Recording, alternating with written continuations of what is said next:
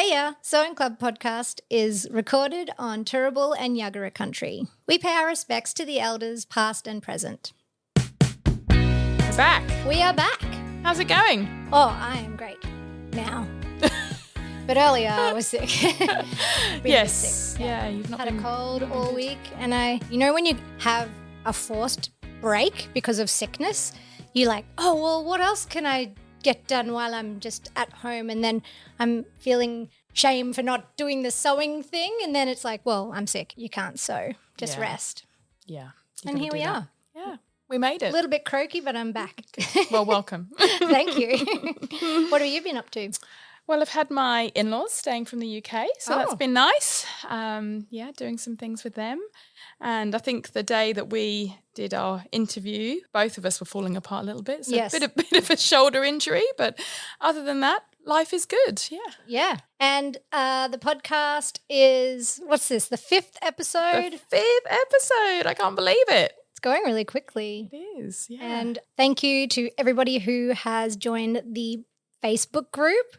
And for those that are sewing along and sharing and asking for help, it's been really great. Yeah. So make sure you join the Facebook group if you're interested. And what's really nice is a lot of the pattern makers that we're actually speaking to are saying, I need to join that group. And then we're like, well, that would be amazing because, if there are questions, they might be able to weigh in and help with those things. So you get to actually speak to the person that's potentially designed the pattern. Yes. And Gracie Steel is one of those pattern designers, which leads us to this episode's pattern. Yes. Which is the Gracie Steel Titillating Tank. I love that name. I love all her names. She's got some brilliant names, hasn't she, for her patterns? She does. And I want to read directly from the Oxford Dictionary on what titillating actually means. Do it. It is an adjective, and it means arousing mild sexual excitement or interest. Oh. I love that. That's a great name. She does have a bit of a thing with her names, with all of her patterns. And I know that you have sewn her patterns before. A couple of episodes ago, you were wearing the flirt skirt, the denim one. I love it. I do. I love her patterns. I think that they suit my style particularly well. I think they're fun. I've loved the flirt skirt. I want to make, quite a few of her patterns. They're on my very long list of patterns I'd like to make. Mm-hmm. But yeah, she's just got a really fun style, a really fun vibe, and I think it's great. To be honest, this tank coming in so many different options, when I saw the line drawings of it and I saw the high neck view, which is the view that you made, I think. Yes, that's right. I thought that just looks like your favorite top, like Gemma's favorite ready-to-wear tank things that she wears and she's wearing right now. I'm wearing today. But it's basically like the pattern version of your favorite top. Yeah. So, I mean, great. So I was very happy to be making it. So I basically looked at the line drawings and went, yep, that's the sort I normally wear. Yep. I'll make that. So, yeah. So which version did you make, Kylie? Well, okay, so I'll describe. Good idea. Basically, I feel like even though we're reviewing the same pattern, because this pattern has so many different variations and views, we're actually reviewing a different pattern from each other. But that's what makes this actually a really good, versatile pattern to have in your stash because it has so many options. But the view I made is it's a knit tank. It's got narrow straps and it has a scoop neckline, like a round neckline at the front, and then it has 2 options for the back scoop, and I chose to do the mid scoop, and there is a lower scoop, and I did it in not the crop and not the long, it's sort of like somewhere in between for the length, and in a tank, not a dress. And what about you? So I did the wide strap with the high scoop back, and I actually shortened mine slightly because I just wanted it to meet my waistband on whatever I was wearing. Mm-hmm. And then I did go on and I made exactly the same top but in the dress version. So still the wide strap, still the high scoop, but then did the medium splits or slits, I should say, on the dress version. So, and I used a slightly different fabric for that. So what an overachiever. Oh, well, I went down a bit of a rabbit hole, actually, I think, with it, because I was just sort of trying different things and different ways of doing stuff. And I think I realised that if I made a dress version of it, one, I would really like it, and two, it would be right up my husband's street as well. So I was like, yes, I should probably make this. Yeah, I know what you mean about that. Yeah. It's definitely a titillating tank dress, yes. let's just say. I don't get a lot of input from my husband about what I wear, but this is one he went, oh, I like that. Oh my gosh. Yes, I have not made the dress version, but I plan to, because I have seen Gracie's versions that she's made. Even the pictures within the pattern page on her website, there's all these different garments that she's made from the same group of pattern, and they're very different. There's like an evening gown with some sequins. Orange sequins. It is amazing. Yeah. I'm just like, yes, that's next on the list. A sequin version of one of these. I just need somewhere to wear it. Yeah. Oh, beautiful. I wonder if that's difficult. Probably. Almost certainly. I've seen people online making like yoga tops and also like swimwear from the same pattern. And did you see Gracie's Taylor Swift outfit? No, I need to see that, because she was talking about that when we interviewed her, and she like literally had to knock it up in an afternoon, didn't she? You have to check this out. Okay, wow, she's amazing. I think that she used the Titillating Tank as a base. Yep. And she had all these wedding dead stock off-cut things, and she made this outfit that looks like $1 million. And wow. It's honestly amazing. I don't know how that she just spoke to us and she had nothing, and then all of a sudden she has this beautiful costume. I mean, it's stunning. Amazing. We need to link that in the show notes, I think, and I need to go and have a look as well. Honestly. So. Did you manage to go and see Taylor Swift at all during her Australian tour? I didn't. I would have loved to, but no, I didn't. And I think if my girls had been like really into her, I probably would have made the effort, but they're not really quite there yet. So, no, we didn't. Yeah. Oh, me neither. My boys are not into Taylor Swift at all, but I did do something that I don't normally do, and I did an alteration for somebody. For a Taylor Swift outfit? Yes. What would tell us about the dress? I made an exception because it was like a friend's daughter, and she's a teenager, and they ordered something online that's gorgeous, and it fit her perfectly, except that the straps were just too long. Needed to pinch out a bunch, like maybe 2 inches from the top. And they sent me a photo, and I said, all right, yeah, okay, come over and I'll see what I can do. Little did I know it was actually black velvet. Oh. Dear. So it's a good thing that I really like these people. Did it go well, the alteration? Yes, it did. It was actually not as hard as I Not too thought. much swearing. Yeah, I just had to do a lot of unpicking of velvet bias facings, and, I got it to fit her perfectly. And then when I saw the TikTok that she did with her mom, and she's wearing the dress and she's just rocking it, made me feel really happy, and I'm glad I did it. But it's not something that I want to do often. Yep. So nobody asked Kylie to do any alterations for them, or me for that matter, actually. Yeah. I mean, I have a pile of things I need to do, and I'm not getting to those. So I'm the same. It takes a very special person and a very special circumstance for that too. Yeah, I agree. Yeah.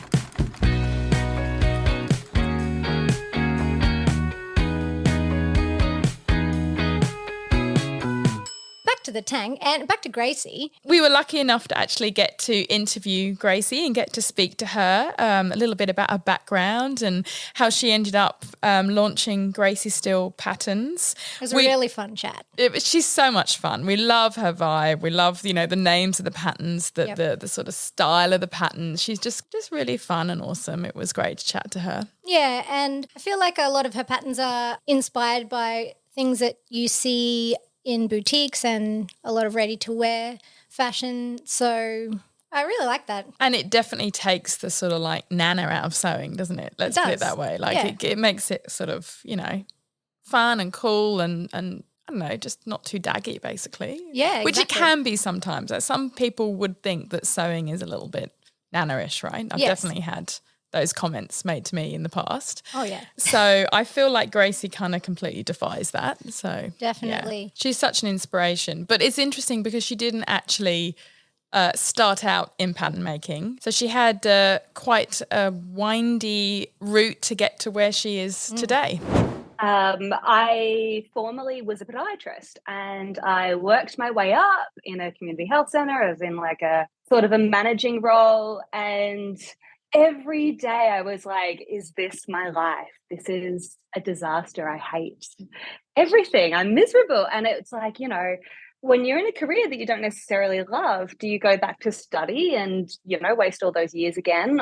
Well, not waste. I mean, all knowledge is power, but there's time, there's money, you're making a full-time wage. What next? And you don't want to mess it up again. And it's sort of all coincided with COVID. So my husband, then partner, went to Sydney, and I stayed in Melbourne for 6 months of the hard lockdown, and I dove into sewing. And it was, you know, that enabled me to go, hey, I'm just going to give this a hot crack. The worst thing that can happen is that it doesn't work and I, you know, have to pivot again. But if it does, then I'm living the dream, right? I think sewing kind of has a way of doing that. I know I started out in a completely different career as a primary school teacher, and then obviously had the girls and got into sewing in a big way, and it kind of started to take over and more. So I can completely relate to just, you know, making a bit of a 180 change Yes. career-wise. Yeah. I mean, for me, like sewing became a hobby while I was pregnant in the wintertime in Canada. So it was stay out of the snow and sew. I don't know. But some of the pattern designers we've spoken to have like always wanted to be in fashion, and they've gone to fashion school and they've gone through that whole route and then found, you know, sewing patterns. And I love that that's not the only route that you can have to make your way to producing patterns, because if you've clearly got that creative talent to dream up the things that you want to make and then are able to make the pattern and then make the instructions so it's easy for other people to sew, then you're like sharing the love, and that's really nice. I like that. And that drive to actually want to put it into action, that's impressive. So, yes. Yeah, it's great to see. I feel like she's very driven, and she would have been an amazing podiatrist. Yeah, I'm even sure. though she was hating it, but I'm glad that she swapped over. Yeah, we're glad about that. So the name Titillating Tank, we talked about that earlier, Yes. but all of her names are so fun and they have a bit of a rhyming element. They do. So I'm going to run through the names just because we can't not, because they're so fun. So we've got the Foxy Boxies, the Roving Romper. Now, that Roving Romper is basically this tank, but in a romper. Oh, cool. And I love it. I think I'm going to make one of those Nice. to wear under something else. The Flirt Skirt, which is the denim skirt that you have. I love it. Yep. The Frolic Frock. I like that too. Yeah. And the Tata Twist Tank. We were looking at that one as potential for We this were, episode, yeah. but we decided to go with the more basic style. The Adrift Shift, the Blooming Bustier, and there's a new one that is called the Shirley Shirred Dress. Yes. And she taught me how to pronounce shirred correctly, which was great. How would you? I probably would have said sheared in the past, which is Sheared. incorrect. Yes. I don't know if it's necessarily incorrect, but Gracie did say that she wanted to, educate people with the pronunciation of the word shirred. So Shirley Shirred. Shirley shirred. I like it. And we could literally talk all day about tips for sewing with knits because there are so many different ways of sewing with knits. But we did ask Gracie for her top tips. There is one line that says, seam helps knit seams. And that was like a bit ominous. So I was like, what does that mean? Yeah, science time, right? So what's interesting, so rubber actually, the molecules of rubber shrink under heat. And so this is why we want to be careful with like how often we put things through the dryer that have got rubber components in them. And that's why like elastic will wear down over time. And, we should be cold washing and hanging things. But yeah, for the most part, it's just the steam helps to reset the original shape at a molecular level. So you're talking about like the elastic that we're putting in the Yeah, because sewing those seams, unless you've got the proper tension on your machine and the proper foot and, all of that, so many times, like when you're sewing a seam, you might accidentally, especially if you're inexperienced, it'll stretch out and it'll warp. And so you'll end up with this wavy seam. And unless you want a lettuce hem, you want to be able to try and fix that. And so that's where you can try and manipulate it back into shape with the steam. So if someone didn't put the elastic in there, if they went, oh, no, I'm just going to do it without the elastic, what's going to happen? Well, still the same, because if they're using the right knit that has the stretch and recovery component, it's still important. So again, and unless they've just sewn it all with the exact right tension and everything. But I'm a huge believer in pressing all seams. You should press as you go, and that's going to give you such a nicer finished garment. Or not necessarily press as you go, but press when the pattern tells you to press, so that everything sits where it should and lays and hangs. And yeah, it's just going to give you such a nicer finished garment if you do. We always like to ask about what's coming from the pattern makers, and we ask Gracie what she hopes 2024 will bring, and it sounds like there are some really exciting things up and coming for her. Definitely. I think the last couple of years have taught me a lot, right? I've spent this time building up the library of patterns, and with each one comes new learnings and building the community and growing the social media network and all of that. And so I think this year is going to be about consolidating that, I suppose. I'd like to put a bit more of a focus on being consistent with social media, putting a bit more of a focus in on the marketing and content creation, and then just play in general. For a while there, I was trying to create a new pattern, a new product every month, and it was just work. And that took a little bit of the joy out of the creativity of something, which is, why we all do it. It's that mental health space that we get into when we're creating. And yeah, so probably prioritizing a bit more play and sharing. So we all make to our higher self, right? Like we're all making things that we envision like she would wear, the person that we want to be. And so that's going to continue pretty much. And the person who I am now is a beach babe who is growing a babe. And so I am going to be exploring more of the maternity-friendly sort of styles and the postpartum, and it'll still likely be predominantly summer, and I want to dabble in a bit of menswear for obvious reasons. My body will be changing and I need a model who's going to be, standard for a bit. So the boys are getting lucky this year. Yeah, lots of growth. Ooh, that's very exciting. So congratulations to Gracie. Yeah, so exciting. A new baby, Yay. Very exciting. And Awesome. maternity patterns. Ooh. Woo, yeah. So many things coming up. Yeah, there's lots of really exciting things. And I think the move as well to Sydney could bring some really exciting swimming patterns too, or swimwear patterns. So yeah, it's good. Nice. Exciting. Yeah, and we did want to find out the essence of her design and her pattern. So we asked her, what would be 3 words that would describe Gracie Steel pattern? So what I am trying to go for is versatile, and in that versatility with fabrics, right? So different fabrics can lend themselves to different things. You can make it casual or you can make it dressy, which also sort of leads into timeless. Like I want you to collect my patterns and keep on reinterpreting them as the time goes along.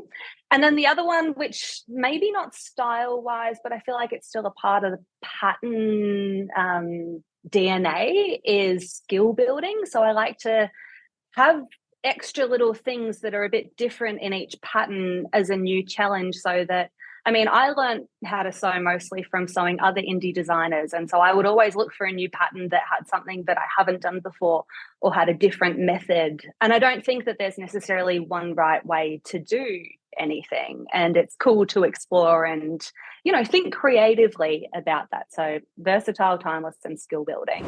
Oh, and a little reminder that you can get this pattern at a 25% discount on graciesteel.com. And the code is Sewing Club Podcast.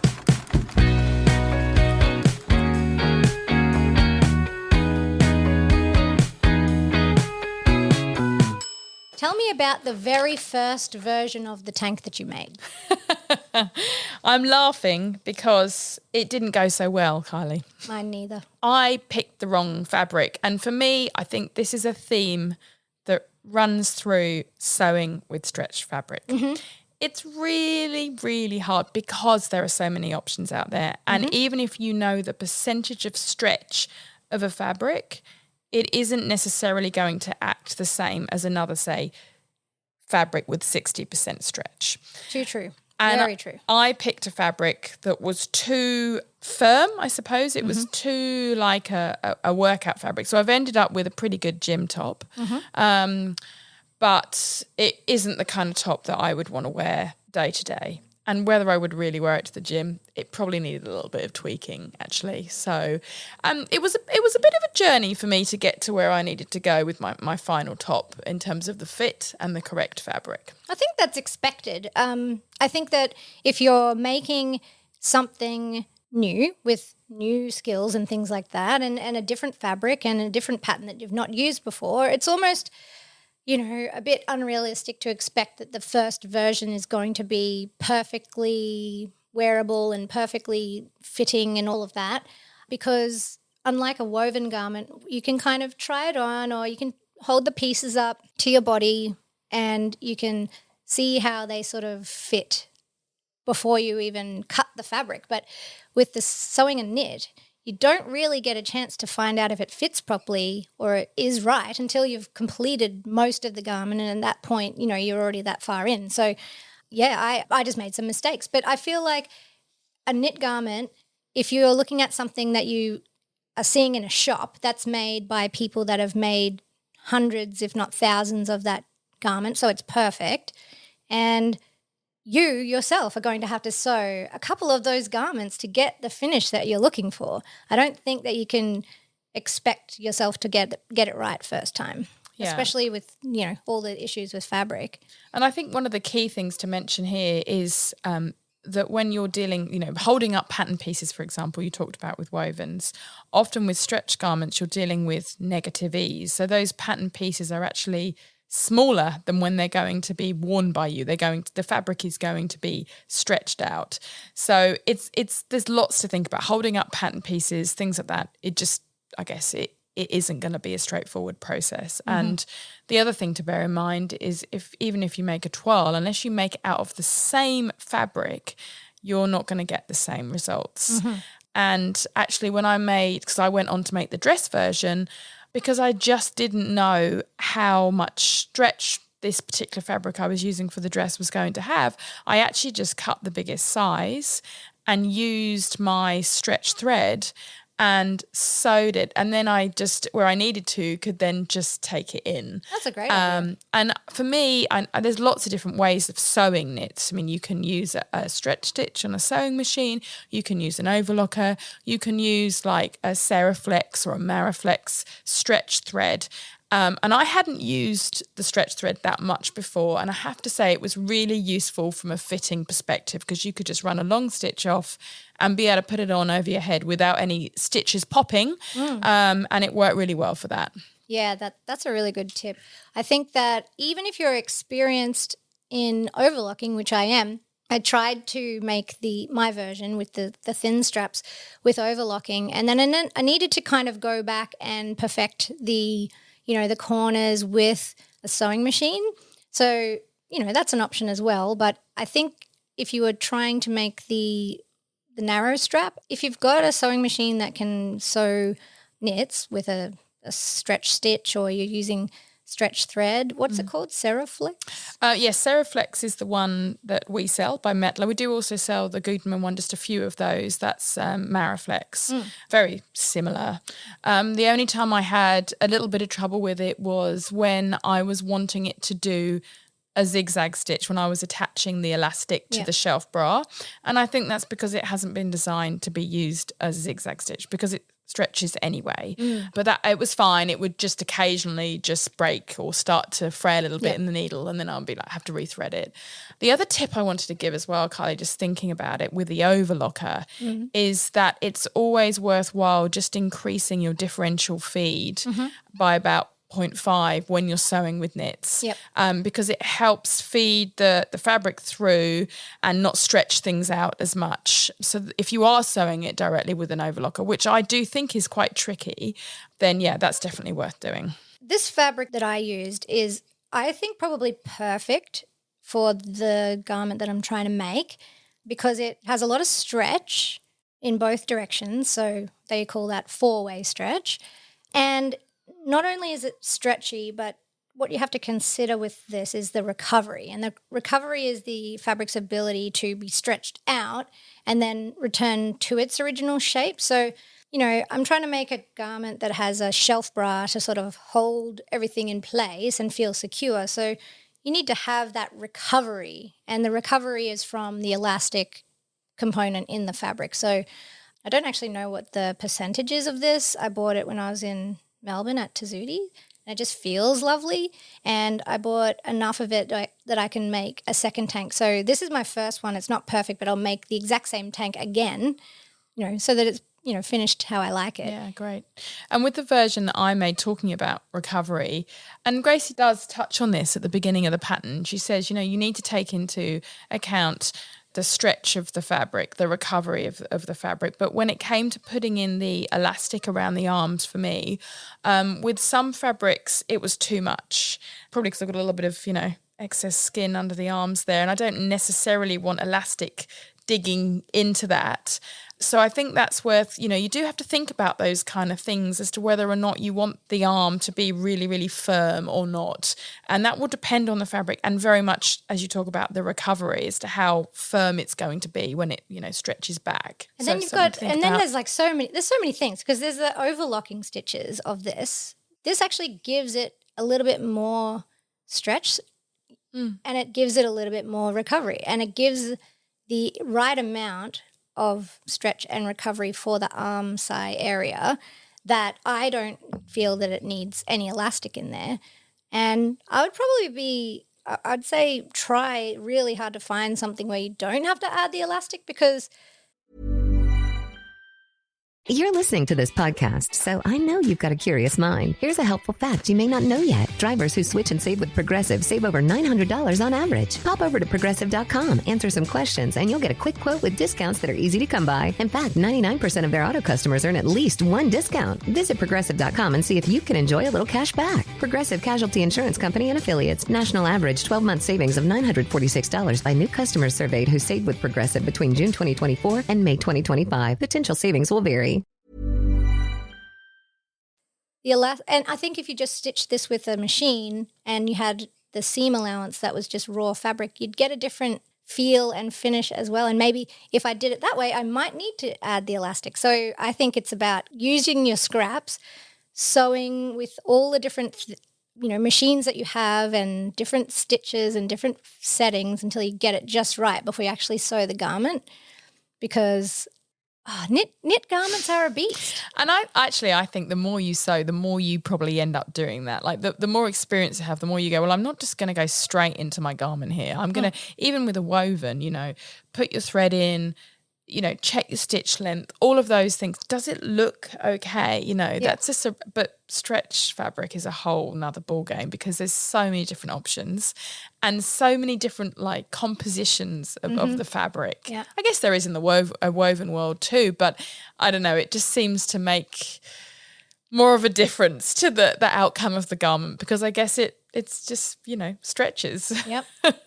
So I think what I'm going to do in the second version of this tank is actually just sew it with a stretch stitch on my sewing machine, and I'm going to use some of that thread. I've got some for you. To give me. Yeah, I have. And then it's almost like I'm going to treat it like a woven. I'm going to sew the perfect seam line on it, and then I'm going to overlock the edges, and then it will hopefully give me all the properties that I'm looking for, which is the firmness of the seam, which gives it a little bit of elasticity, but the perfect lines of using the sewing machine, because you can get a little bit more precise with the machine.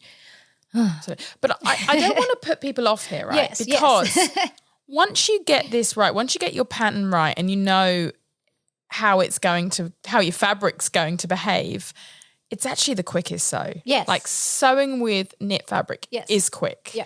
Like I made the dress version I can't remember how long it took me, but not long at all, to the point that like my family was saying, oh, you made that already? I was like, yeah. You know, once you've got the fit, it goes together much quicker than woven. So It's kind of like, you know, the trade-off. Yes. One of my friends exclusively sews knits.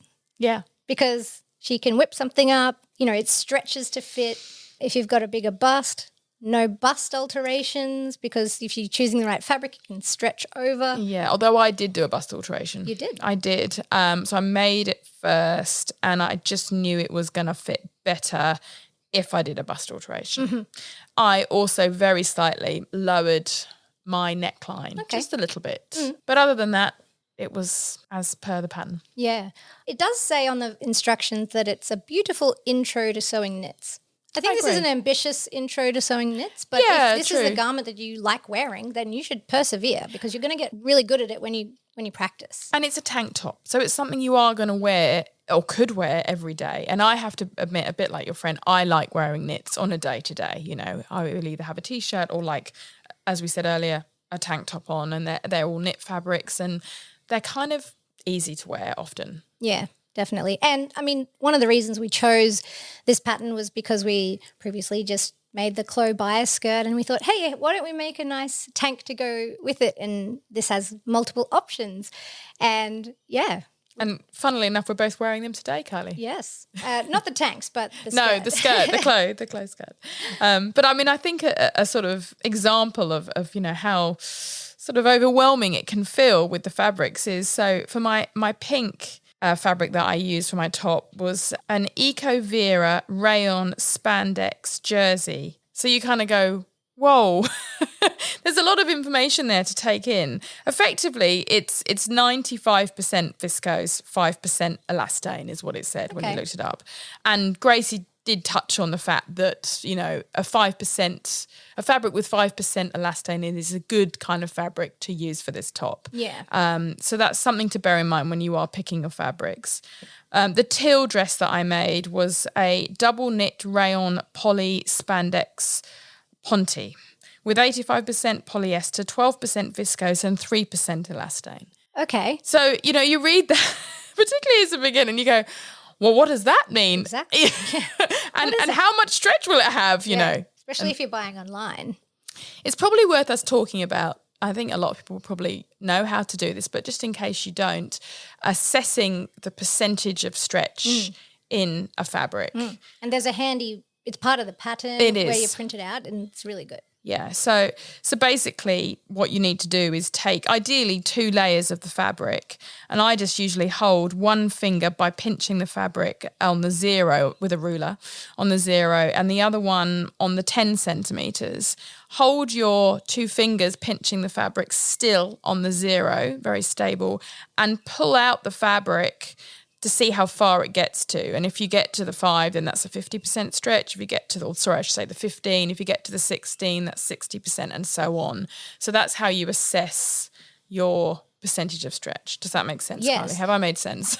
It does. And then you have to watch what happens after you stretch it as well to work Does it out. go back Yeah. to where it was at the recovery? Absolutely. Because if it's got that amount of stretch, that's all well and good. But if it doesn't recover, then you're going to get saggy tops over time, especially when the fabric warms up on your body. It will sort of sag out more. And that's when you do want to make sure you're putting the elastic in places, because otherwise it's not going to, you know, you wash it a few times, you dry it a few times, don't put them in the dryer.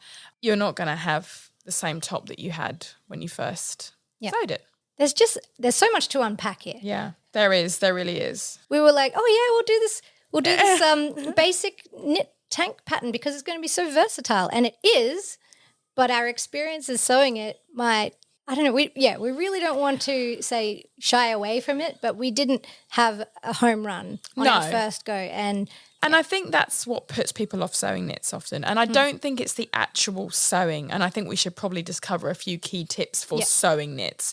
But it's dealing with the fabric and the fit, I think, that can be sometimes easier with stretch fabric because you can just sort of almost stretch it over your body. Yes. But not always. No. It's So I guess like key tips, Kylie, for sewing with stretch fabric, obviously a stretch needle in your sewing machine. And that's different from a ballpoint needle. So a ballpoint needle is the bluntest of all the needles. And then you've got like a universal needle is also a slight ballpoint, and a stretch needle has actually got a sharper point because it needs to pierce through the elastic component in the fabric. So sometimes if you're trying to sew a fabric with elastic in it, elastane or spandex, and it keeps skipping stitches and you're using a ballpoint needle, that might be why. What else is really important? Let's think. So obviously, if you're just using normal thread and you're not using the stretch thread, you need to use a stretch stitch because otherwise you'll go to put the garment over your hair, particularly if it's tight fitting, and the stitches will pop. What's your favourite stretch stitch? Well, it's kind of like a bit of a lightning bolt. Okay. But I don't tend to use it because I think I've been converted now to the elastic thread. I mean, it makes a lot of sense. Right. But yeah, previously it kind of just has a very tiny little. Okay. Do you know? Yeah, I know that mean? one. I don't know like what the triple stitch one. You know, it's that's kind of cool. like, I think it can be used as faux top stitching on a woven. That would be good. I didn't even but know it you could does use work that. There you well go. on a knit fabric to give it quite a firm but still stretchy seam, and it kind of goes back and forth and back and forth. I'm and gonna try that. It takes a while to sew things with it because you're just like, come on. 3 times as long. Yes. Yeah, 3 times as long. It feels like that's just life, you know. You Yeah. take a couple of steps forward, take another one And back. stretch stitches are a bit like that, aren't they? They all take a little bit longer because they're kind of like, you know, really making sure it's there. Yeah. But yeah, I'm trying to think other tips. I think there's also a misconception that like an overlocker is like somehow superior to sewing knits with a sewing machine. And I started sewing knits with just my sewing machine. I didn't even have an overlocker in the beginning. And now, you know, both of us, we've both got overlockers, we've got cover stitch machines, we've got all the things. But ultimately, like you can sew all of this on one sewing machine and it's not going to last any longer because it's made with an overlocker. That's actually not true because I made lots of things for my kids with just a sewing machine that held up through rough boy play and things like that. Absolutely. And also sometimes the overlocker adds unnecessary bulk. And also it's worth knowing that knits don't often fray. Yes. So you're not having to overlock it necessarily for that reason. So if you need it to be a really flat seam on a shoulder or something like that and you don't want the double overlocking when you're lining or putting the facing in, you know, you can just press the seam Open. flat and open. Yeah, exactly. That's going to give you a nice finish because on your version of the tank, there's the seams all sort of meeting right on the shoulder, Yeah, they do. which will add a lot of bulk. One tip I did want to give for my one, relevant to the view that I did, which is the high neck with the wider strap, is when you're sewing, if you're sewing on your sewing machine, rather than sewing your shoulders from one side to the other side, start in the middle of your shoulders because sometimes the machine can suck in the fabric if it's right on the edge. So I just would start from the midpoint and sew out and then flip it round midpoint, and that got me much better results. It's nothing worse than your machine eating your fabric. Eating your fabric and then having to like dig it out of the And you're like trying to pull it, like you're trying to like really tug it and it's just not coming out. and there's always a hole, and then you'd cry, and then you have to take a sewing break. So that's my tip. Yeah, I think for me with mine, my tip is definitely, at least on the front neckline, especially where the strap meets the bodice, that part needs to be pretty spot on. Otherwise it's going to look weird because the strap really needs to have like a smooth line following from the arm and the neckline into that scoop, and it looks beautiful when it's done properly. And my first one, I did it just straight with the overlocker.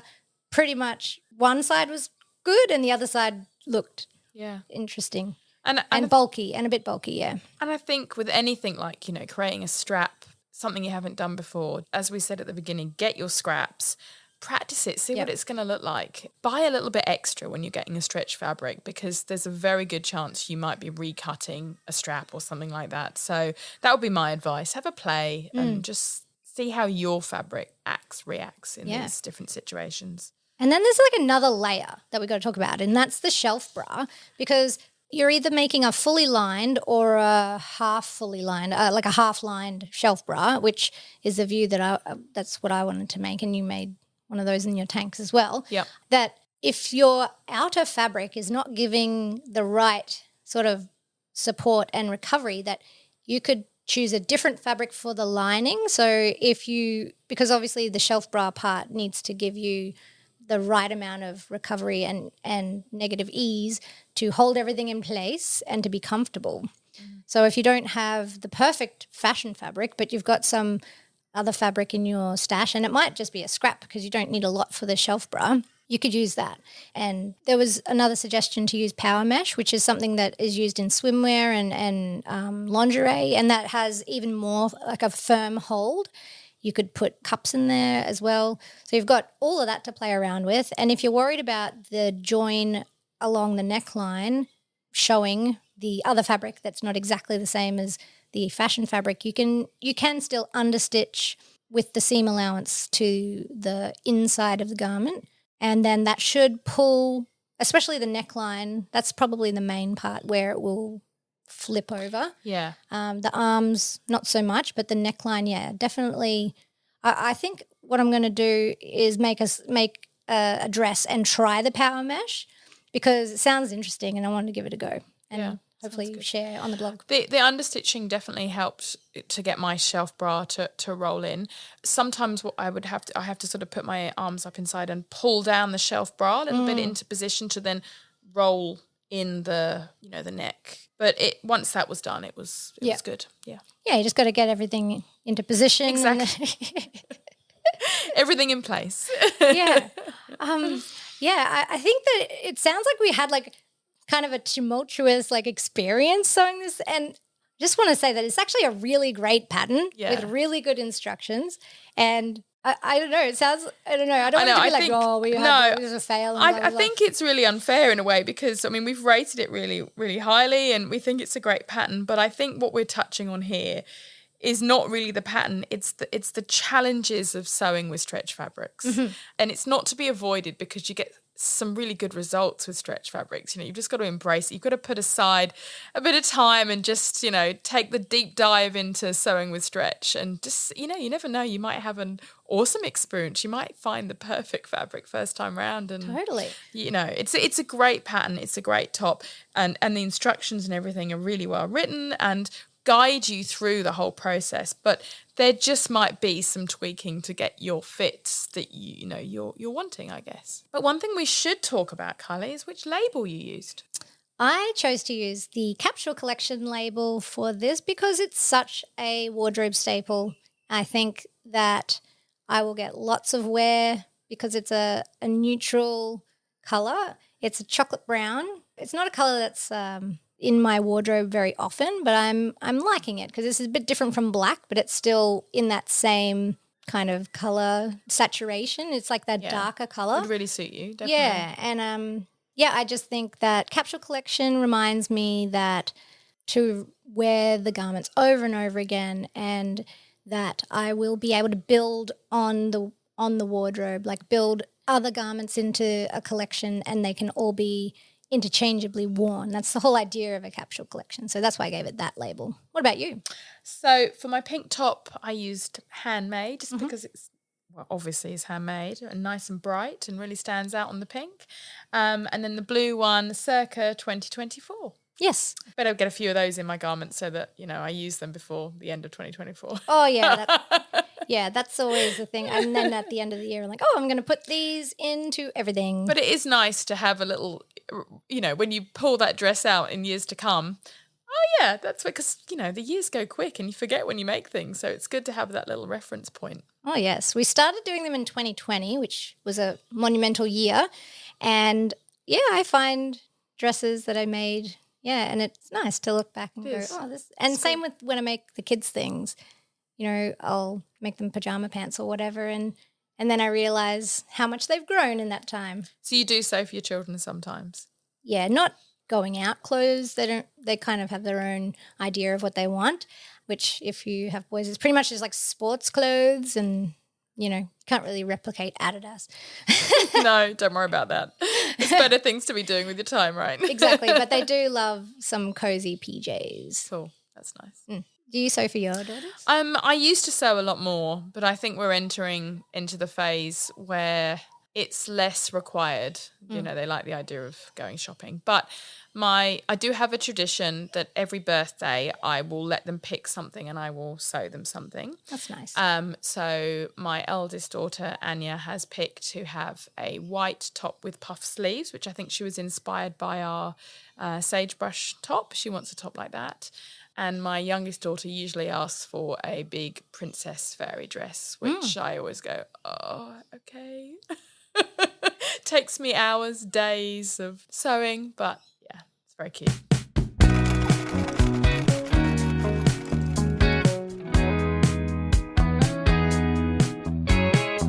There's lots of things that I really appreciate about this pattern. Like, I really appreciate the fact that when you go to cut the shelf bra, there's 3 separate cutting lines for different cup sizes. And I like that it has a small seam allowance, which is 6 millimeter or 1/4 inch. For knits, I think that's appropriate.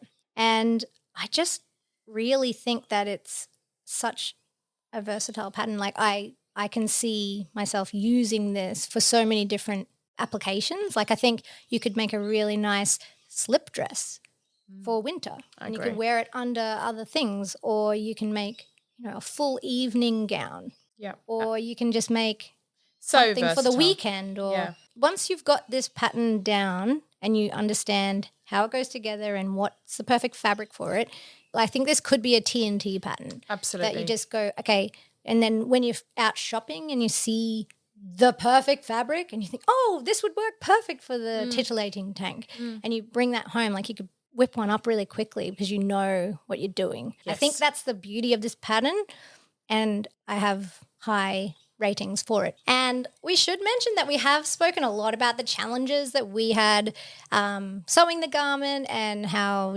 selecting the fabric is really important. So we're rating it based on the actual pattern and all of our criteria. I think you'll see from our ratings that it is a really, really fantastic pattern. And as I said earlier, a lot of what we've talked about is, the challenges that come with working out how to sew with knit fabrics and getting a good fit in that sense. So, but the pattern itself is really good. Yes. And that will be reflected, I think, in what we're about to, in the ratings that we're about to give. Yeah. I was pretty impressed with the sizing. Myself being small, petite, I often make the very smallest sizing of most of the patterns that we've reviewed. Yeah. And this one I made the size C.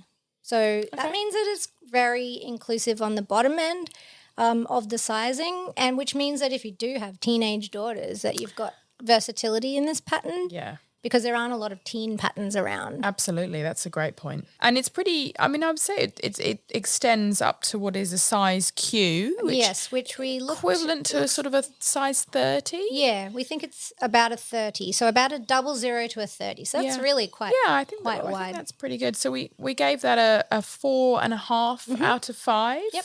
What about the drafting?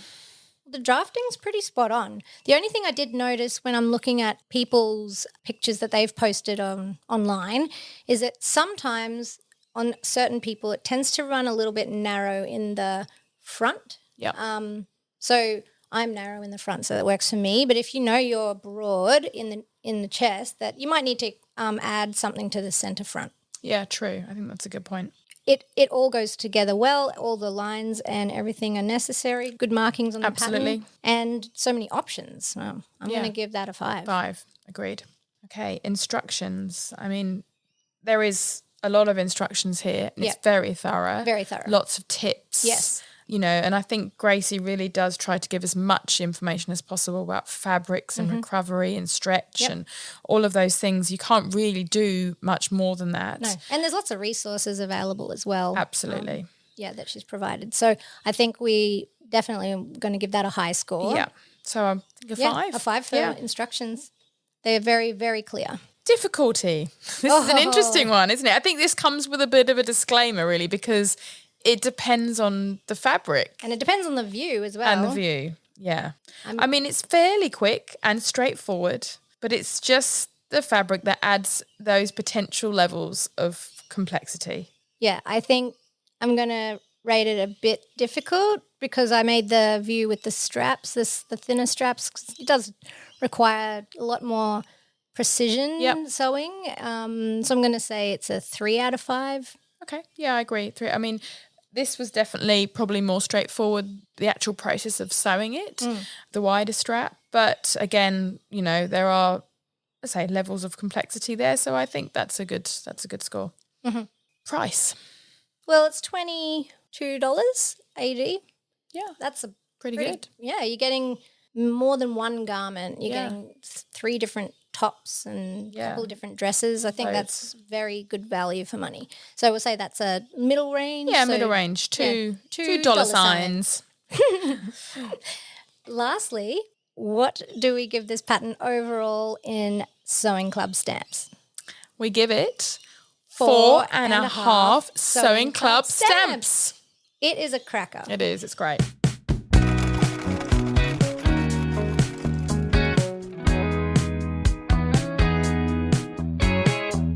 Hi, Sally. Hello.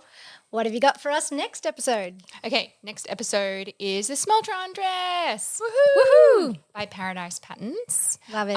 So if you want to head over to Sana's new website, paradisepatterns.com, and you'll get a discount at checkout for the Smoltron pattern dress. What's the code? The code is Sewing Club Podcast. Great. As always. I'm very excited about Yeah, this. me too. It's perfect Brisbane climate attire, I think. It's still hot here. Yes. So thanks so much for listening, everyone. We would love it if you could join our Facebook group, the Sewing Club Podcast Community, where we can share our makes and tips and tricks along the way. And we have an Instagram as well, which is sewingclub.podcast. We have feedback forms attached to that. You can see our garments in the wild. We post videos there, and we love hearing all the feedback, so keep it coming. We'd love it if you could subscribe, rate, review the podcast. All of that helps to get this podcast to as many people as possible. Till next time. Till next time. Hello? Are you still Hey here? guys. Are you still listening? Well, there's a little bit more. Thanks for hanging on to the very end. Okay, so this is just for fun, not to worry about the answers, but it's a bit of this or that. So I'll ask you whether you prefer one thing or the other thing. So first of all, pins or clips? Pins. Absolutely. Unless I'm using leather. Good point. Do you like your snacks sweet or savoury? Oh, I'm a sweet tooth through and through. Day sewing or night sewing? Ooh, wherever the largest amount of hours are clumped together. Yeah. Hot sauce or ketchup? Oh, neither. I'm only vinegar. That's my only sauce. Oh, it's not like even it. a sauce. Yeah. I don't think that's a sauce. Bra. I know. So neither. Neither. Okay, bra or no bra? Oh, I am free Can you the hear boob. Yeah. Yeah. Free the boob. Oh, we'll see how long that Love lasts. it. That, yes. Wow. Yeah. Rule follower or rule breaker? Ooh, I think rules can be interpreted as guides sometimes or suggestions, and it doesn't hurt to think outside the box. So I want to say breaker. Like it. 90s grunge or 2000 boy bands? Oh, definitely grunge. Absolutely. Yeah, like it.